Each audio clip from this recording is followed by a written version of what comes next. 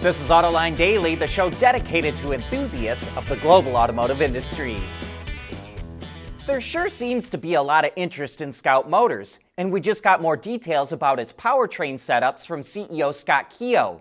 He says the extended range electric or EREV version will feature a non-turbocharged four-cylinder engine that's mounted just in front of the rear axle and will help charge a 60 or 70 kilowatt-hour battery pack.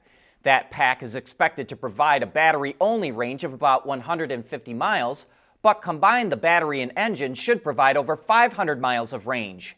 The pure electric version will have about double the battery capacity, 120 to 130 kilowatt hours, which should put range around 350 miles. Both packs use different chemistries, with Keogh hinting that the EREV has a cheaper chemistry than the BEV, which could suggest it's an LFP or lithium iron phosphate battery. While the BEV is expected to do 0 to 60 miles an hour in 3.5 seconds, a full second faster than the EREV, over half of all reservations so far are for the range extender. The Traveler SUV is also more popular than the Terra pickup truck, accounting for 70% of orders. But the models aren't expected to launch until sometime in 2027. Well, that Honda-Nissan merger may not be dead after all, but the Financial Times reports that Honda will only resume talks if Nissan gets rid of its CEO, Makoto Uchida. It also says that Nissan's board members and its partner Renault want him gone, so it's hard to see how this guy survives. Earlier this month, merger talks between Honda and Nissan fell apart when Honda demanded that Nissan become a subsidiary of Honda, which Nissan rejected. In the meantime, Nissan is looking for another partner, and Foxconn and the private equity firm KKR say they're interested in buying part of the company. In another sign of how the EV segment has failed to reach expectations, ZEV is considering selling off all or part of its EV drivetrain division. It says that slow EV adoption and high costs are dragging down the profit margins of its traditional powertrain business.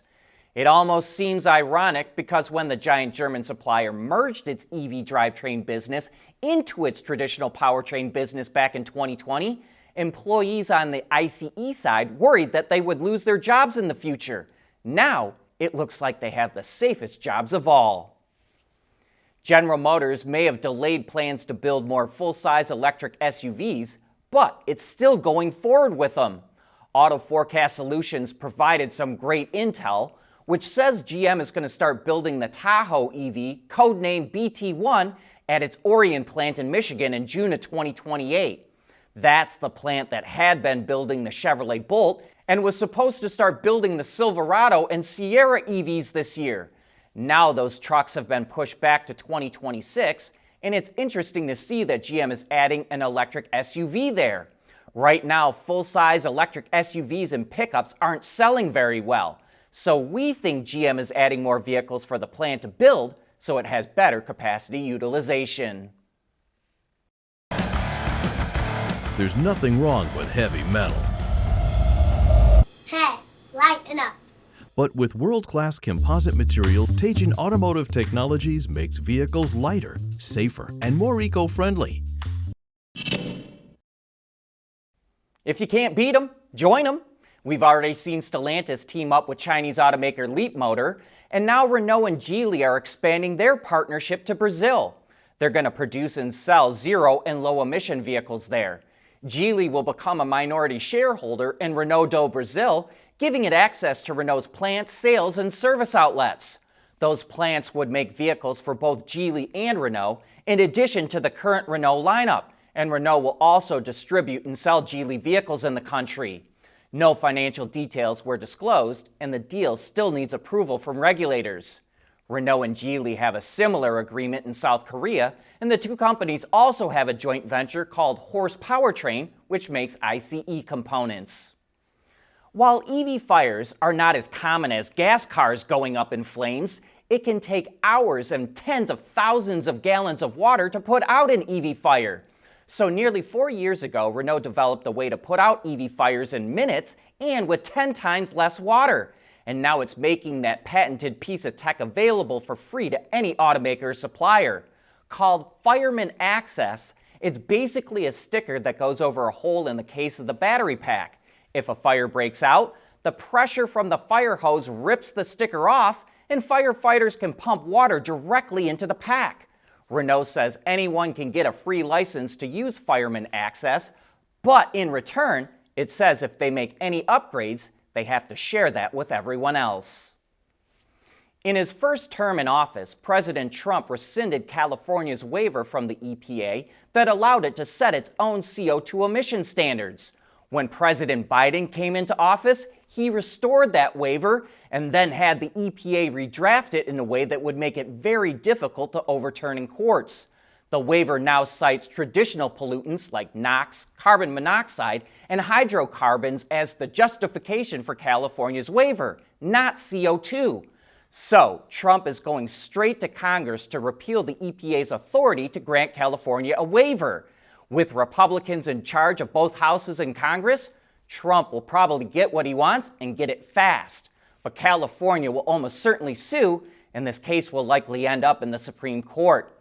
Automakers and dealers are opposed to California's zero-emission vehicle regulation, which about 11 other states have also adopted, because 35% of all vehicles sold in those states have to be electric by the end of the 2026 model year, and that model year has already started. Even California will probably not be able to meet its own mandate, and it has the highest EV sales rate in the nation. The Volvo XC60 got a mild refresh. Highlights include a new front fascia, including a redesigned grille, and a bigger center screen. That interior screen also features Volvo's new-look user experience display, and it runs off a Qualcomm Snapdragon platform, which is faster and provides better graphics than before. Volvo says depending on what market you're in, the new XC60 can be ordered right now. Japan has one of the oldest populations in the world, so Toyota launched an initiative to assist older people with bathing. It installed a mist sauna in its HiAce van, which provides a similar effect to bathing after sitting in the room for about 10 to 15 minutes. Believe it or not, the number of older people who drown in bathtub accidents in Japan is twice as high as traffic fatalities. But the sauna eliminates the risk of drowning, and by installing it in a vehicle, caregivers can travel to a person's home. Toyota says the trial run of the program went well, and it's now looking into commercializing the service. But that's a wrap for this show. Thanks for making Autoline a part of your day.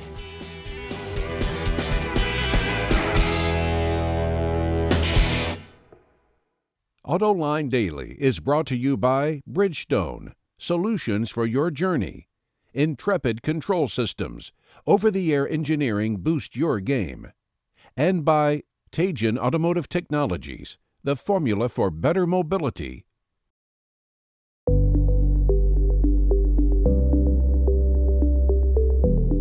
Developing today's vehicles, issues can happen in an instant. What good is knowing your problems without the data to solve them? Meet Wireless Neovi Cloud, your secure off-the-shelf solution, empowering real-time collaboration for quick resolution. With Wireless Neovi Cloud, your team can prevent issues before they can escalate. Driver communication data and remote diagnostics to analyze and resolve your problems using OTA, allowing your executives oversight throughout the process. Wireless Neovi Cloud, your vehicle update solution in production and on the road. Intrepid Control Systems, driven by your data.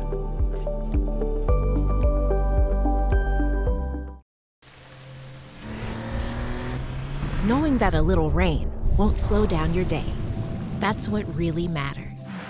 Bridgestone Turanza Quiet Track tires, confident control in wet conditions.